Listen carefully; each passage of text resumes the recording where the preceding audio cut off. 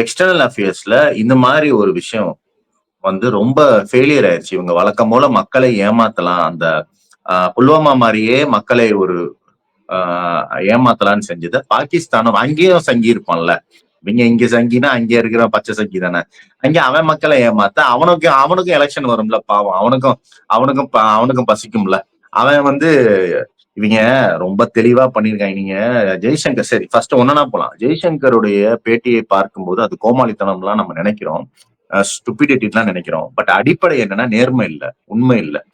என்ன சொல்றதுன்னே தெரியல. Indian media மாரி ஹேண்டில் பண்ணிடலாங்கிற அந்த அரகன்ஸ் இருக்குல்ல. Jaishankar is not an elected minister. அது வந்து பேக் கேட் ரிசர்வேஷன்ல பார்ப்பனர்களுக்கே உரிய ரிசர்வேஷன்ல நிர்மலா சீதாராமன் இந்த ஆள்லாம் எந்த தகுதியுமே இல்லாம உள்ள வந்தவங்க.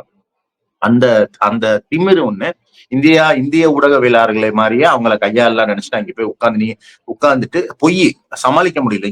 இங்க ஏதாவது தப்பா பேசினா மோடிட்ட அடி வாங்க வேண்டியது இருக்கும். அங்க தப்பா பேசினா ட்ரம்ப் மிதிப்பாரு.